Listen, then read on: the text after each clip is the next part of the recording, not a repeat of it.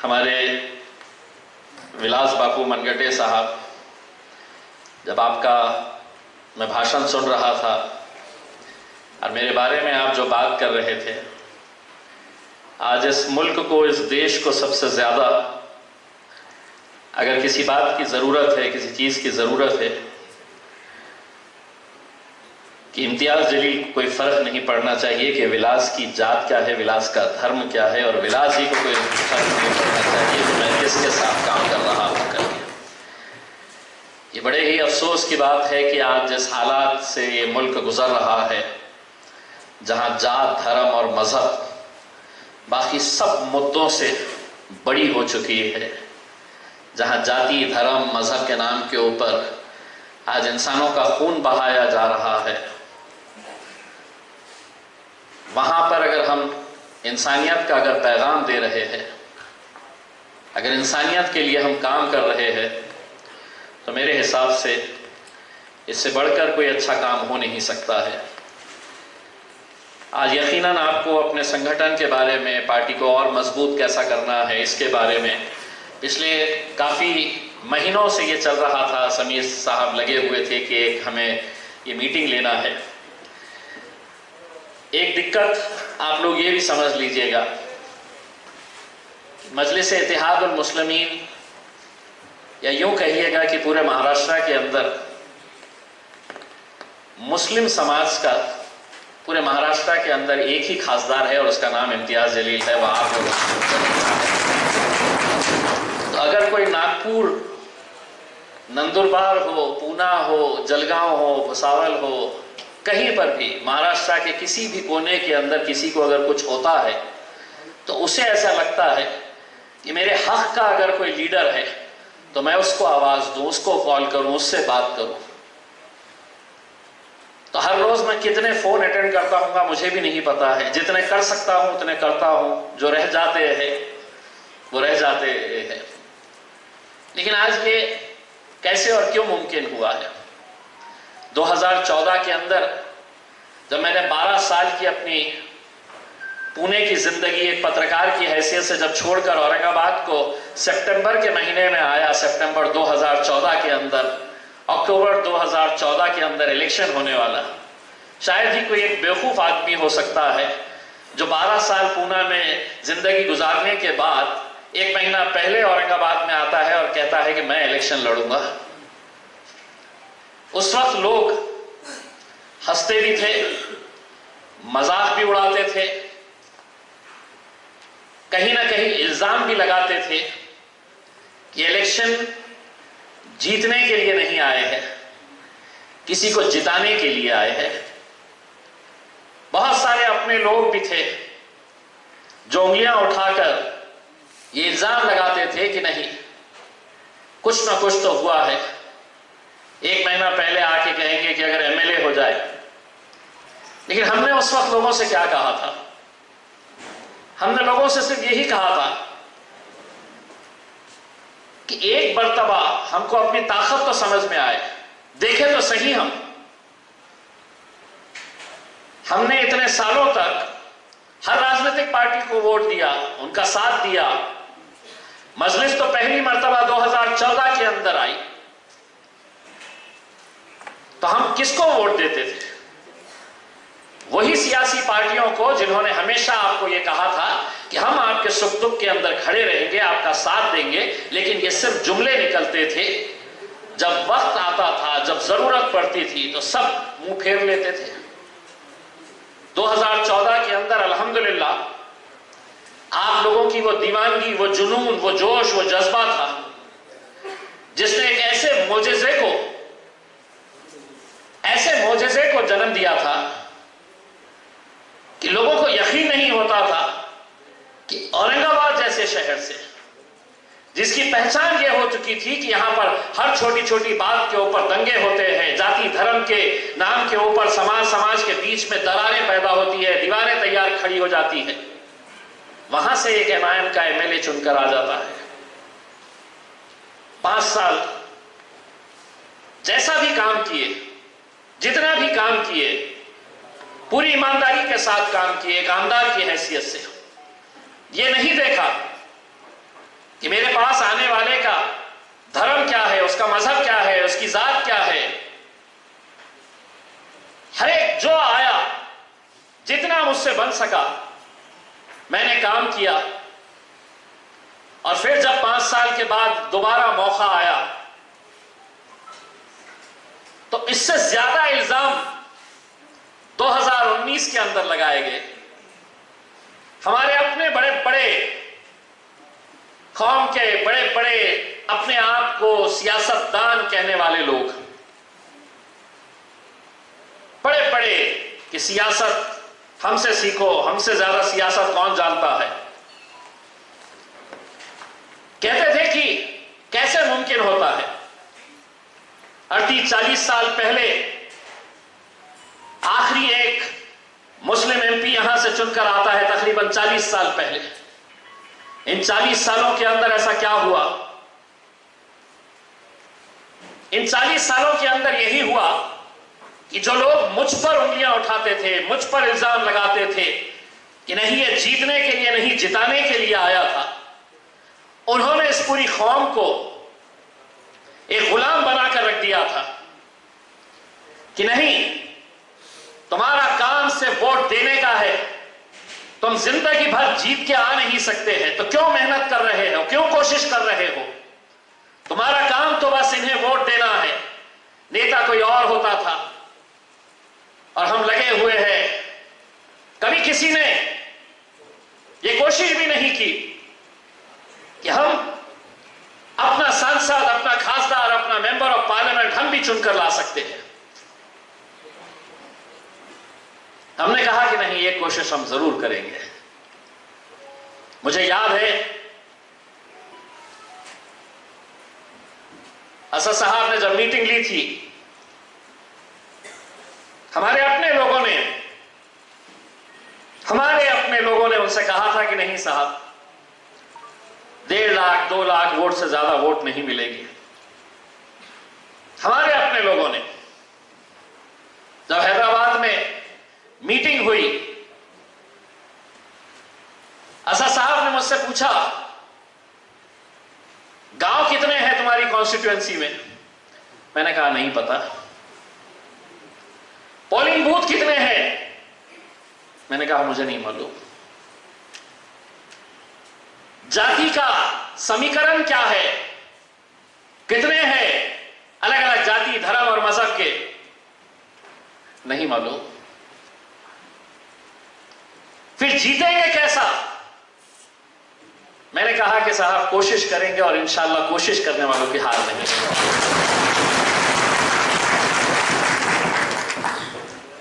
अगर हम उस वक्त कोशिश नहीं करते, अगर हम उन लोगों के सिर्फ इस वजह से हम पीछे हट जाते कि कोई मुझ पर उंगली उठा रहा है, आप सोचिए, आप तसव्वुर करिए, अपने आप को यह समझिए कि आप इम्तियाज जलील हैं। मैं जीत गया, यह तो अल्लाह का लाख लाख करम है, लेकिन खुदा ना करे अगर हारता तो जिंदगी भर वो लोग ताना कसते, एक धब्बा मेरे ऊपर लगाते और ये कहते कि हम तो पहले से कह रहे थे कि ये जीतने के लिए नहीं, किसी को जिताने के लिए आया है। मैंने अपना सब कुछ दांव पर लगाया था 2019 के अंदर, ये जानते हुए कि अगर कोई गलत फैसला आया, अगर मेरी जीत नहीं मिली मुझे, तो जिंदगी भर एक ठपका मेरे ऊपर लगा रहेगा कि नहीं ये तो मैनेज हो गए थे, ये किसी को जिताने के लिए आए थे, ये अपने मकसद में कामयाब हो गए, इतने करोड़ में डील हो गई, इतना पैसे का लेन देन हो गया। नहीं होता था। सोचिए आप, उसके बावजूद भी हम उतरे मैदान में और यही दीवानों की फौज थी, यही दीवाने थे जिनके अंदर एक जज्बा था, एक जोश था कि नहीं इस बार मैंने पिछले कई सालों से अहले गैरों के लिए काम किया है, अब इम्तियाज जलील मेरा भाई है, अब उसके लिए पूरी ताकत लगा दो।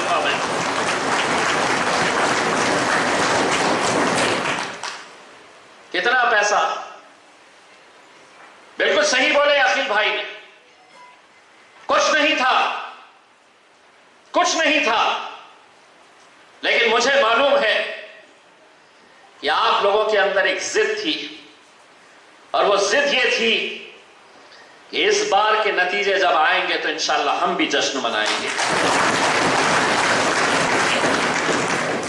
और वो हुआ। अब आज विलास बाबू साहब ने जो बात कही है, आज मैं पार्लियामेंट के अंदर कितने एमपीस है, लोकसभा के अंदर 550 एमपीस, राज्यसभा के एमपीस, जब एक एक एमपी करोड़ों की गाड़ी के अंदर आता है, करोड़ों रुपए की गाड़ी के अंदर, पार्लियामेंट के अंदर जब एंटर होता है, किसी सिक्योरिटी गार्ड से, किसी शख्स से पूछ लो कि ये एमपी कौन है जो 2 करोड़ की, 3 करोड़ की, 4 करोड़ की गाड़ी में से उतर रहा है, वो कहेगा मुझे पता नहीं है। और वहां पे किसी से भी पूछ लो कि ये कौन है तो बताएगा ये औरंगाबाद के एमपी है।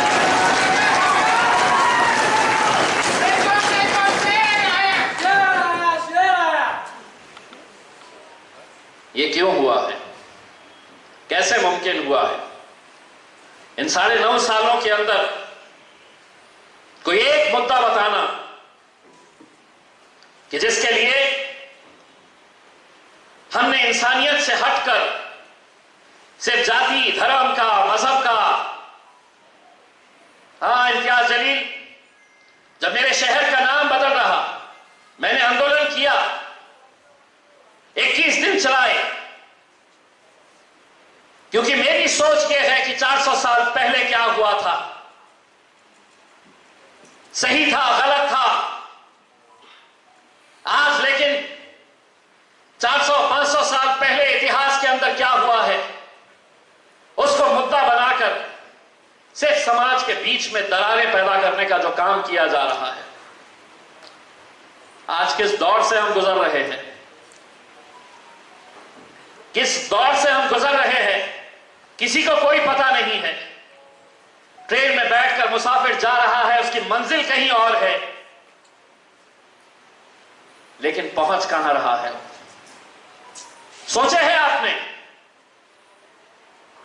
कि उसकी मंजिल कहां थी, कहां जाना चाह रहा था वो, और कहां चला गया? और इसके बावजूद भी कोई बोलना नहीं चाहता है। मणिपुर हमारे इस मुल्क का हिस्सा है, मणिपुर हमारे देश का एक हिस्सा है, मणिपुरी हमारे ही लोग हैं। कैसा खतरेआम, कैसा वहां पे बर्बरियत हो रही है, किस तरीके से बच्चियों के साथ, हमारी बहनों के साथ बलात्कार करके हत्या कर दी जा रही है। मुल्क के वजीर आजम पूरी दुनिया के अंदर घूमते हैं, पूरी दुनिया में भाषण देते हैं, लेकिन पार्लियामेंट के चौखट तक आते हैं, मीडिया से बात करते हैं, लेकिन पार्लियामेंट को और मुल्क को जवाब नहीं देते हैं। क्यों? क्योंकि तुम्हारी जान की कीमत कितनी हो गई है, कितनी हो गई है। ना अखबारों की सुर्खियां बनते हैं, ना टेलीविजन के ऊपर खबर बनती है कि एक इंसान मर गया है, उसे मार दिया गया है। कोई नहीं। आज हमने जितने मुद्दे उठाए हैं, चाहे वो किसानों के हो, नौजवानों के हो, बेरोजगारी का मुद्दा हो, अस्पतालों का मुद्दा हो, ये किनसे ताल्लुक रखते हैं? ये आम लोगों से ताल्लुक रखते हैं, जिन्हें ऐसा लगता है कि मैंने इतने साल अपने नुमाइंदे को चुनकर भेजा दिल्ली, लेकिन कभी आवाज सुनाई नहीं दी।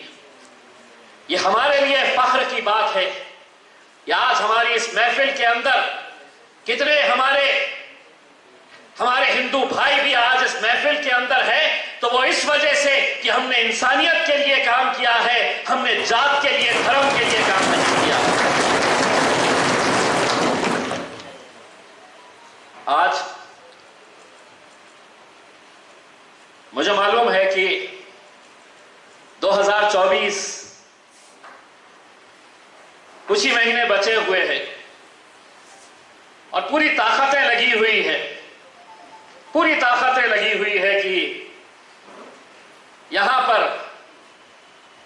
2019 में जो हुआ वो 2024 में दोहराया नहीं जाना चाहिए। और मैं उनको आज ये कहता हूं कि 2019 में जितना बड़ा जश्न हुआ था उससे बड़ा जश्न 2024 में हुआ। सलीम भाई, आप कह रहे थे कि बहुत लोग लगे हुए हैं करके, मैं आपको इशारों इशारों में ही बोला, अरे चल रहे बहुत आते थे।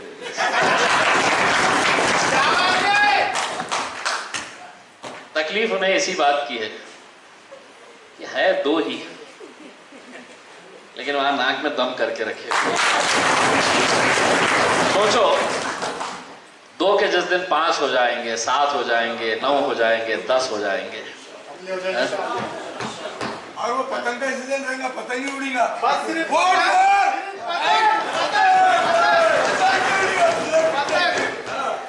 लेकिन ये है, मुझे जब हमारे तालुका अध्यक्ष लोग कह रहे थे, उनकी कुछ शिकायतें भी थी, जैसा अखिल भाई ने कहा कि हमको अभी तक आपके कदम नहीं लगे हैं, हमको आपकी सभा चाहिएगा करके। किसी ने कहा कि हमारी मेडिकल टीम जो है वो नहीं वो करते हैं। देखिए, मैं खुद ये बात बताता हूँ, आप लोग अच्छी तरीके से जानते हैं कि मेरा फोन मेरे पास होता है, मैं मेरा फोन किसी 2 पीएस को लेकर 2 पीए के हाथ में फोन देना और वो फोन पीए उठाना है करके। मैं आपका फोन अगर आया तो आपका फोन मैं खुद उठाता हूं। अब उसमें यह हो सकता है कि कुछ फोन रह जाते होंगे, अब जैसा मेरा फोन वहां पर है, अगर कोई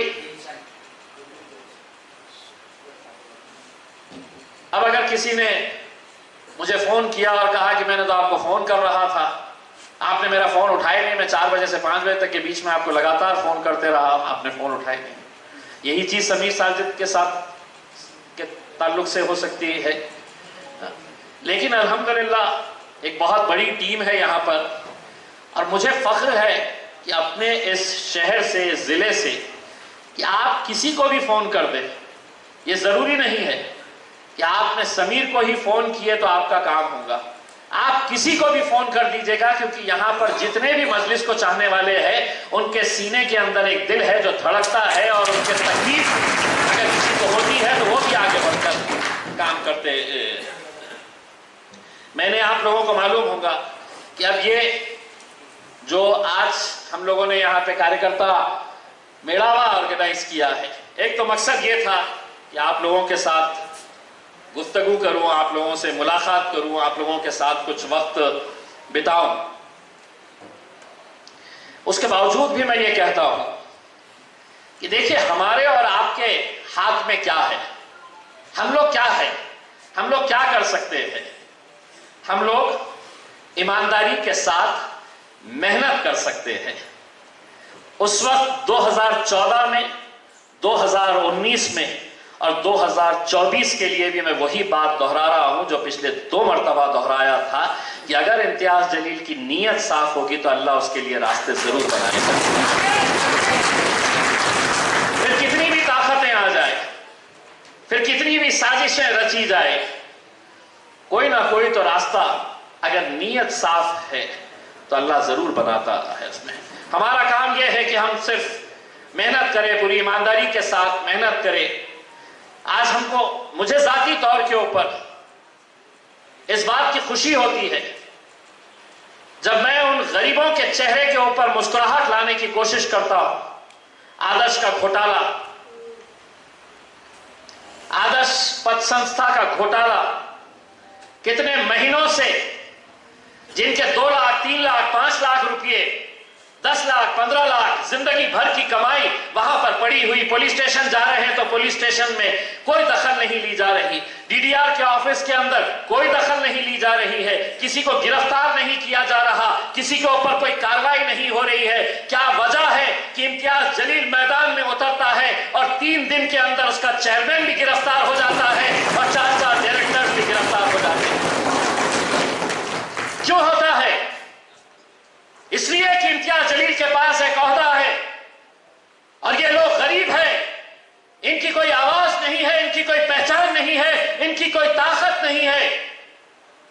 अरे इम्तियाज जलील से अगर तुम डर रहे हो तो सुनो, इम्तियाज जलील को बनाने वाले यही गरीब लोग हैं जिन्होंने मुझे दिल्ली तक पहुंचाया है।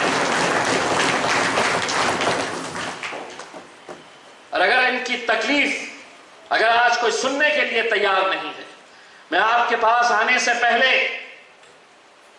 अभी सूबेदारी गेस्ट हाउस के अंदर एक मीटिंग लेकर आया हूं। जो चेयरमैन है उसके बेटे दोनों फरार, दूसरे बड़े बड़े डायरेक्टर्स जिन्होंने करोड़ों रुपया पैसा लेकर भाग गए हैं और उन्हें लग रहा है कि पैसे के अंदर इतनी ताकत है कि हम हर एक को खरीद सकते हैं। मैंने आज ऐलान करके आया हूं कि पुलिस वालों को 5 दिन का टाइम दे रहा हूं, गिरफ्तार करो नहीं तो देखो कैसा हत्या मचाता हूं। 5 दिन के अंदर कुलकर्णी साहेब आईबीचे आमचे मित्र आहे, ते ऐकायला येतं मजा, काय बोलणार कर. पोलिसांना सांगून द्या 5 दिवसामध्ये त्याच्या परिवाराला आणि त्याच्या सगळ्या डायरेक्टर्सला अरेस्ट नाही केलं तर बघा इम्तियाज जलील काय असणार आहे 5 वर्षात. मैंने उनको वादा किया, मैंने उन्हें के गरीब उस मां को, उस बहन को, उस बेटी को, एक बच्ची जिसने मुझसे कही कि अंकल प्लीज हेल्प अस, मैंने कहा कि बेटा तुम क्या करती हो? तो चार्टर्ड अकाउंटेंट कर रही है, सीए का कोर्स कर रही है। मैंने उससे कहा कि उससे पूछा मैंने कि पिताजी काय करते? तो पीछे खड़ा हुआ शख्स उसका बाप ऑटो रिक्शा चलाता है, ऑटो रिक्शा चलाता है, बच्ची को सीए तक करवाया है। चिंचोली गांव का एक पति पत्नी रहने वाले 5 लाख रुपए पद संस्था के अंदर, उस शख्स को इतना धक्का लगा, हार्ट अटैक से मर गया। 5 लाख रुपए पद संस्था के अंदर डर ऐसा सताया कि यह पैसा मुझे मिलने वाला नहीं है। उसकी पत्नी के पास इतना पैसा नहीं था कि उसका अंतिम संस्कार कर सके। गांव के लोगों ने पैसा जमा करके, लोक वर्गनी जमा करके उस शख्स के अंतिम संस्कार का जिम्मा उठाया। कौन लड़ेगा इनके लिए? कौन बोलेगा इनके लिए? अरे सियासत, राजनीति अपनी जगह के ऊपर है, चलते रहेगी, लेकिन मेरी उम्मीद यह थी कि क्या इन मुद्दों के ऊपर हम तमाम राजनीतिक पार्टी के नेता एक प्लेटफॉर्म के ऊपर आ नहीं सकते, लेकिन नहीं। यह मुद्दा जब निकला तो किसी ने कहा की याच्या मागे कशाला चाललं, ते कोणत्या पार्टीचा आहे, कोणी माझी जात काढली कि कशाला त्याच्या मागे पडलेले आहे। लेकिन इसके बावजूद भी मैंने उन तमाम लोगों से यह कहा, मैंने जब मोर्चा निकालने का ऐलान किया तो मेरे पास एक संदेश आया कि अगर आपके कोई करीब के लोग हैं तो उनका नाम बता दो, उनका मामला हम सेटल कर देंगे। मैंने कहा कि एक एक गरीब इंसान जिसका पैसा है वो सब मेरे करीब है और सबका पैसा वापस देने की जिम्मेदारी है। दोस्तों, मेरा कहने का मतलब यह है कि मुझे उनसे क्या मिलने वाला है, मुझे उनसे क्या मिलने वाला है। कभी ऐसा सोचे आपने? कभी किसी के मन में ये सवाल आया होगा 2019 के अंदर भी कि एमपी का इलेक्शन जीतना कैसे मुमकिन हो सकता है, तो मुमकिन हो सकता है इन बेकसूर, इन गरीब, इन मजलूम लोगों की दुआएं अगर किसी को मिलती है तो दुनिया की कोई ताकत उसे हरा नहीं सकती। यही दुआओं के लिए आज हमें काम करने की जरूरत है। इसमें भूल जाओ अपने अपने गांव के अंदर। आज नासिर पटेल साहब शेरगांव के विलास बापू को चुनकर लेकर आए हैं, लेकिन उनके ही गांव के अंदर अगर कोई जाति का विवाद हो जाता है, दोनों हाथ में हाथ डालकर सड़क के ऊपर घूमो और कहो कि ऐसी ताकतें जो आज समाजों के बीच में जो जाति धर्म को लेकर आ रही है कि नासिर और विलास दोनों हाथ में हाथ डालकर भाईचारगी का पैगाम देने के लिए रास्ते के ऊपर उतरे। कोई नहीं है, हमारा साथ देने वाला कोई नहीं है।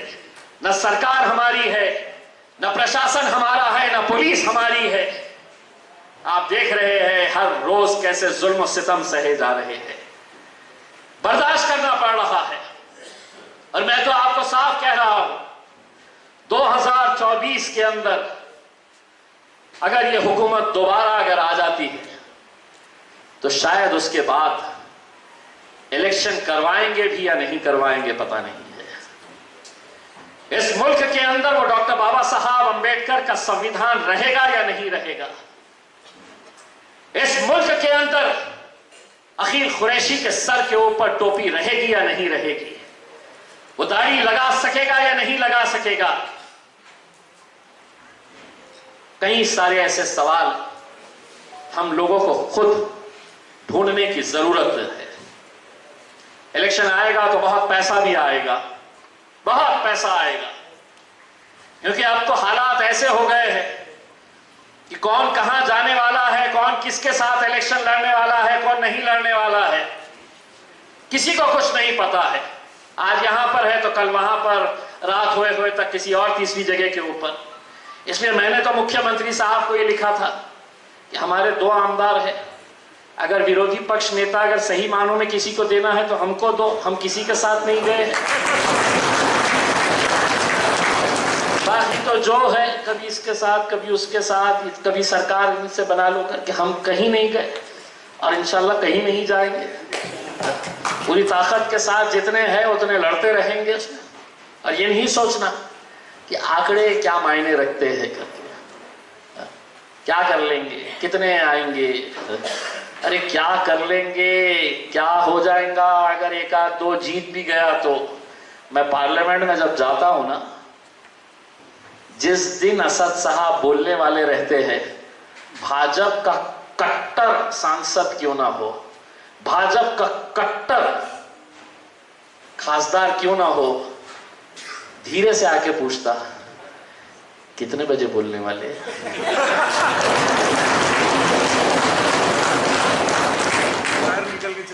वो दरअसल ये नहीं पूछता कि कितने बजे बोलने वाले हैं, उसका बोलने का मकसद ये रहता है कितने बजे हमारी बजाने वाले हैं।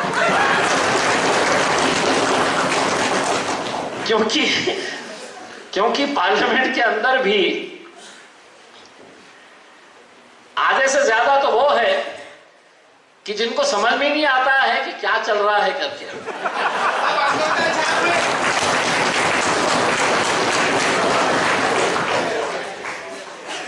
समझ में नहीं आता है कि क्या चल रहा है करके।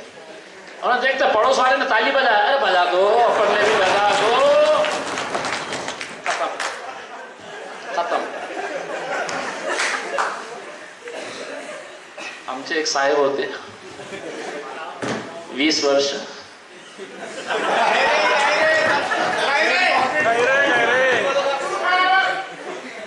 अरे एकदा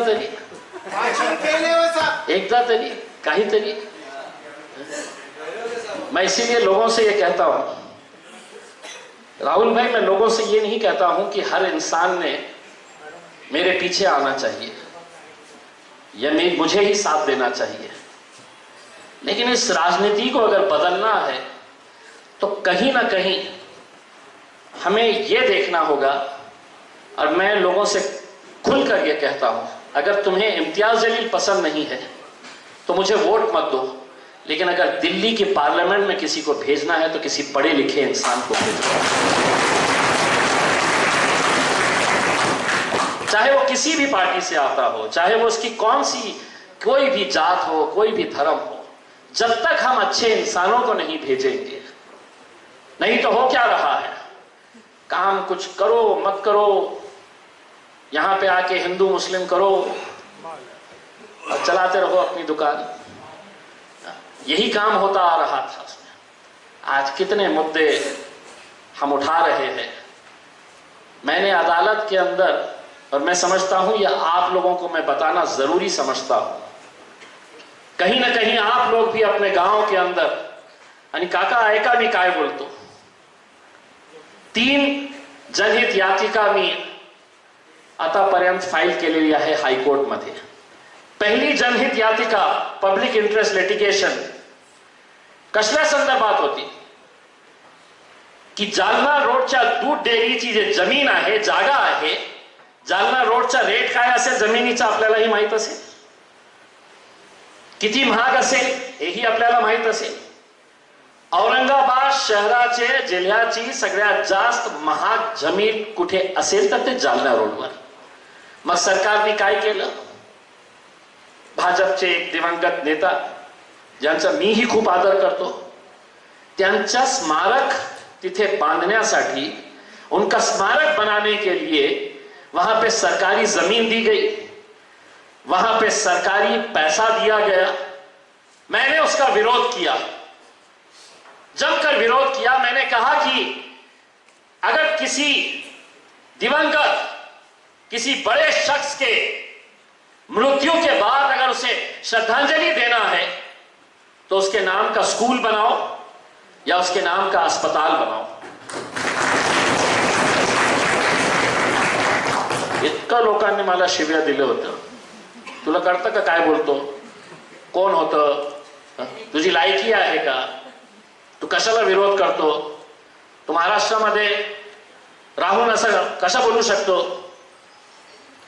उसके बावजूद भी इम्तियाज जलील ठस से मस नहीं हुआ।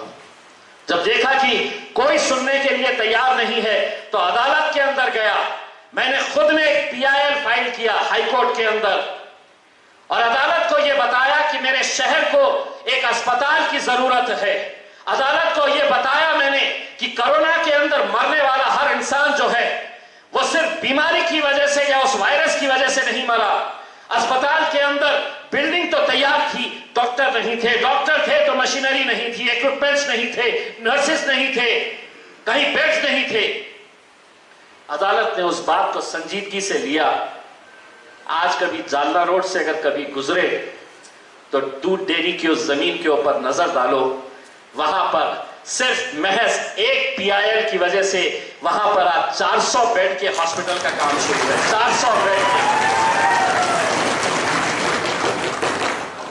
400 बेड का हॉस्पिटल। और इम्तियाज जलील उसके बाद सरकार को यह लेटर लिखता है, मुख्यमंत्री को यह लेटर लिखता है कि अब उस अस्पताल का नाम तुम गोपीनाथ मुंडे साहब के नाम के ऊपर रखो। कल हम रहे ना रहे, लेकिन सालों साल जब कोई गरीब आदमी उस अस्पताल के अंदर जाएगा तो उसे ये बात का एहसास रहेगा कि यह अस्पताल यहां पर आया तो हमारे पास एक खासदार हुआ करता था जिसका नाम इम्तियाज जलील है, उसने यह अस्पताल दिया। दूसरा PIL मैंने हाईकोर्ट के अंदर डाला तो जितने अस्पतालों के अंदर वैकेंसीज है, डॉक्टरों की कमी, नर्सेस की कमी, कुंजखेड़ा या करंजखेड़ा कहां का है वो, कुंजखेड़ा। मैं जब कुंजखेड़ा के अंदर एक कार्यक्रम के लिए गया, बड़ी बिल्डिंग तैयार, सरपंच साहब ने बताया कि साहब इतने सालों से बिल्डिंग बनकर पड़ी है, लॉक है, लेकिन डॉक्टर्स नहीं है, नर्सेस नहीं है, अस्पताल के अंदर कुछ भी नहीं है।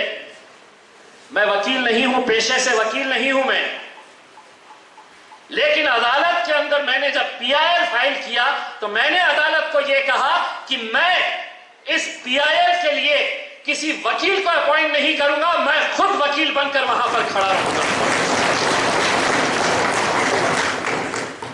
ऐसा आसान नहीं होता है। अगर कोई आम आदमी, कोई पार्टी इन पर्सन यानी कि खुद केस लड़ना चाहता है तो बाकायदा उसका इंटरव्यू होता है, रजिस्ट्रार साहब के सामने जाना पड़ता है।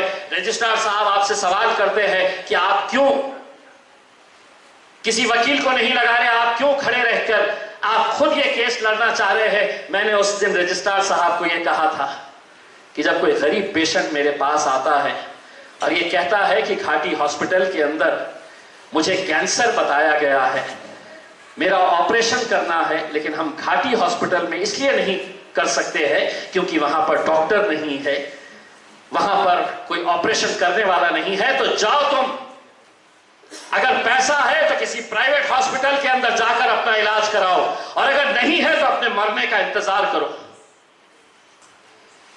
तो मैंने अदालत से यह कहा कि यह केस मैं खुद लड़ूंगा, और अल्हम्दुलिल्लाह 2021 से लेकर मैं खुद अदालत के अंदर ये केस लड़ता हूं।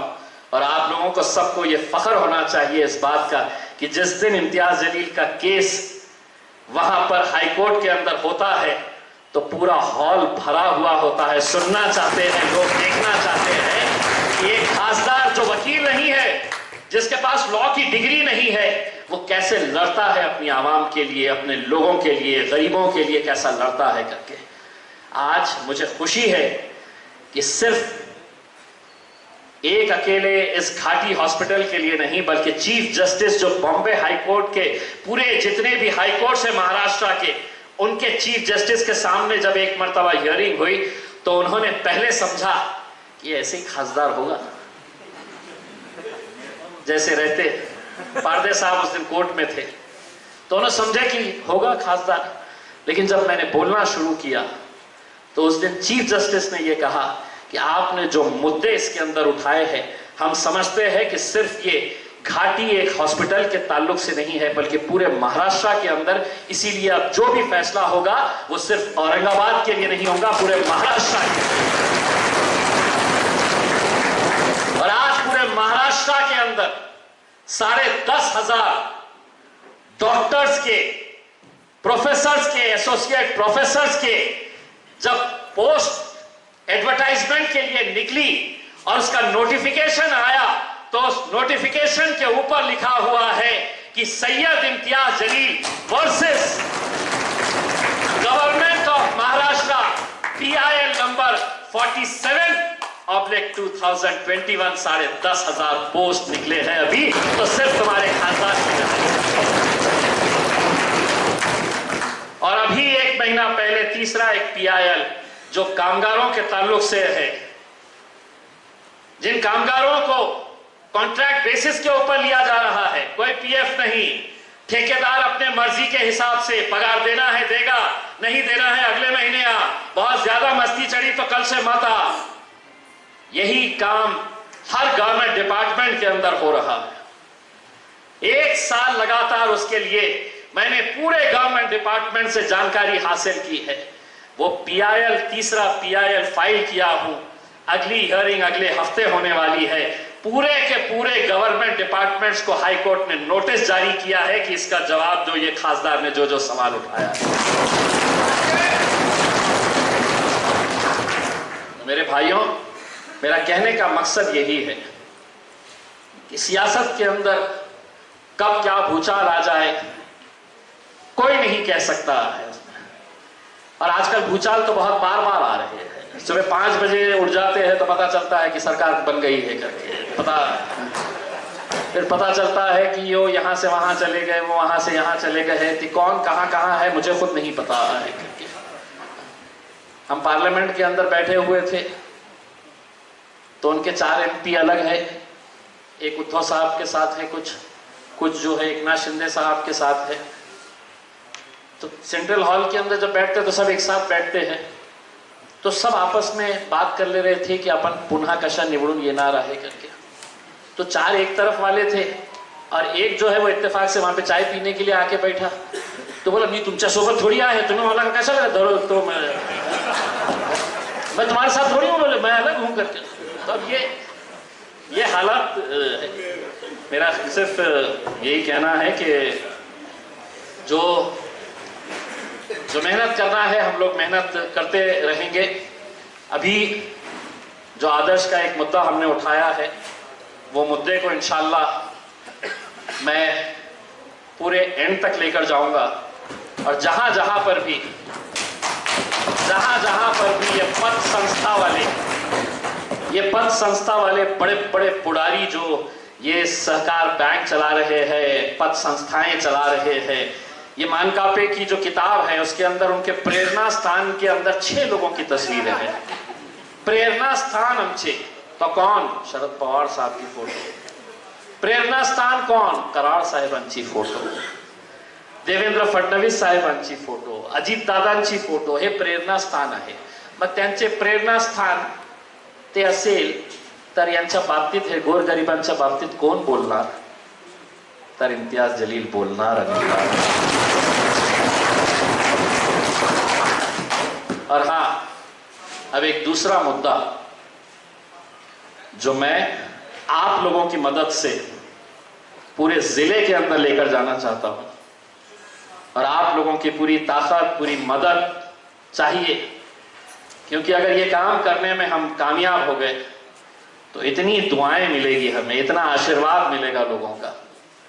हमारे जिले के अंदर कई सारे ऐसे स्कूल्स हैं, कई सारे, कि जहां पर बच्चे जो पढ़ते हैं वहां पर ऐसी छत नहीं है, ना पंखे हैं, टीन के शेड के नीचे स्कूल चलाए जा रहे हैं, जिला परिषद के स्कूल। करोड़ों रुपए का बजट आ रहा है, कहां जा रहा है पता नहीं है। मैंने पिछले डीपीडीसी मीटिंग के अंदर खूब हंगामा किया और मैंने कहा कि मुझे बताओ, एक सर्वे करके मुझे बताओ कि मेरे जिले के अंदर कितने ऐसे स्कूल्स हैं, कितने ऐसे क्लासरूम्स हैं कि जो टीन के शेड के नीचे बच्चे पढ़ते हैं। तपती धूप के अंदर 40, 42, 44 डिग्री टेम्परेचर जब हो जाता है तो ये बच्चे और बच्चियां उस टीन के शेड के नीचे कैसा पढ़ते हैं, कैसा बैठते हैं घंटों, कभी हमने तस्वर किया है? अभी कुछ दिन पहले मैं गया है तो एक नए किस्म का फैन देखा, ऐसा था फैन लटका। मैं बोला चालू करो, तो वो ढूंढ रहा पूरे क्लासरूम में कि बटन कहां है, क्या तो बटन, ऐसा था फैन, मेरे पास फोटो है उसकी। मैंने सर्वे करने लगाया, वो आंकड़े आपको बताऊंगा, तो आप लोग भी, मैं खुद शर्मिंदा हूं इस बात से कि जिस जिले के अंदर मेरी जिम्मेदारी है, हम सब की जिम्मेदारी है, तमाम राजनीतिक पार्टियों की, सरकार की जिम्मेदारी है, इन बच्चों का कसूर सिर्फ इतना है कि वो गरीबों के बच्चे हैं, उनका कसूर सिर्फ इतना है कि वो किसानों के बच्चे हैं, वो मजदूरों के बच्चे हैं। तो क्या उन्हें अच्छा पढ़ने का इख्तियार नहीं है? क्या उन्हें अच्छी सुविधा मिलना नहीं चाहिए? मेरे पास ये रिपोर्ट आई है, सिर्फ एक जिले की बात कर रहा हूं, पत्राचा 3च्या वर्ग खोल्या असलेल्या शाळा पूरे जिले के अंदर कितने हैं?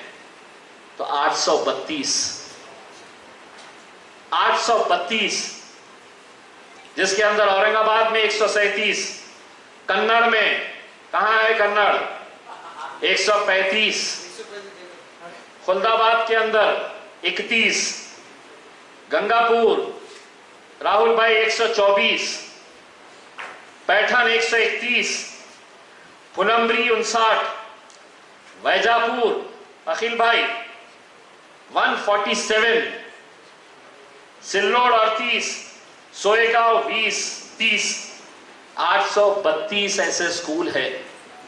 और क्लासरूम्स कितने हैं जहां पर टीन के शेड है? तो क्लासरूम्स की संख्या है 3335,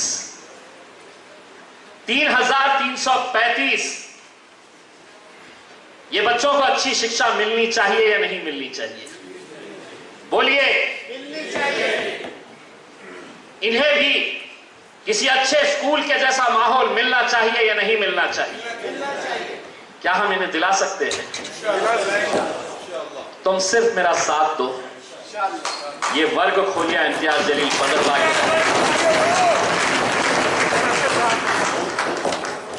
मैंने 7 तारीख के दिन जिला नियोजन समिति की बैठक है, मैंने पालक मंत्री को, जिला अधिकारी को पत्र दिया है, 2 रास्ते कम कर दो,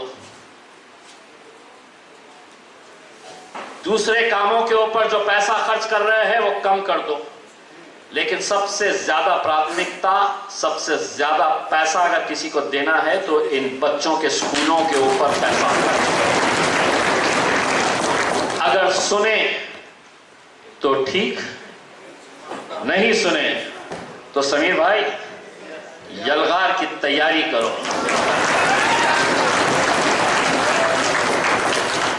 जिला परिषद का घेराव करेंगे,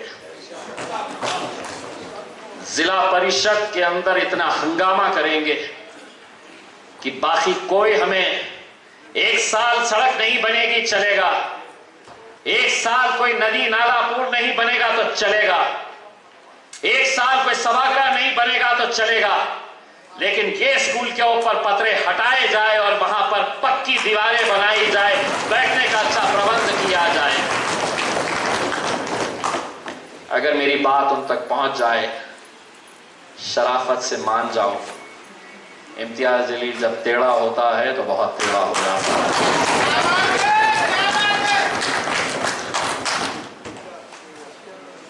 तो आप लोगों को भी ये बताया जाएगा, क्योंकि आपके तालुके की जिम्मेदारी आप लोगों को लेनी है। ये पूरे जितने भी जो स्कूल्स है, जिस गांव के अंदर स्कूल है, मैंने खुद ने बड़े बड़े कंपनीज को लेटर लिखा कि तुम लो ये जिम्मेदारी, 5 स्कूल की लो, 2 स्कूल की लो, 1 स्कूल की लो, 10 स्कूल की लो। अगर कोई इंडस्ट्री यहाँ पर वालुज के अंदर काम कर रही है और अपना CSR फंड वो दिल्ली और बंबई में खर्च कर रही है, तो मेरे हिसाब से वो इंडस्ट्री वाले को भी समझा दो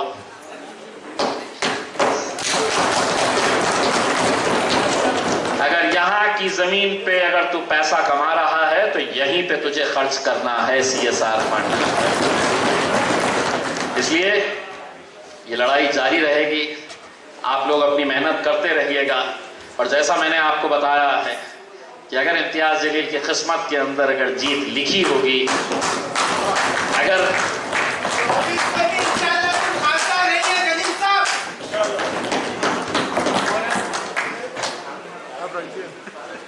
मजलिस जो है वो ऐसे दीवानों की जमात है, ये जुनूनियों की जमात है।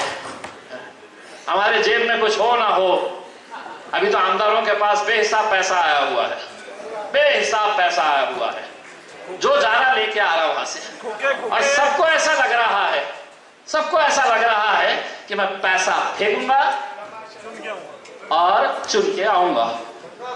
तू पैसा फेंकेगा लेकिन तेरे हाथ में तो इतना गुरूर, इतना घमंड पैसे पे मत कर। अगर 5 साल अगर लोगों के बीच में रहता, उनके सुख दुख में अगर साथ देता, उनके परेशानियों को अपनी परेशानी समझता, तो तुझे पैसा फेंकने की जरूरत नहीं पड़ती है, लोग उसे दुआओं से जिताते हैं। और इंशाअल्लाह यही बहुत बहुत शुक्रिया। वाखिर दावाना अल्हम्दुलिल्लाह।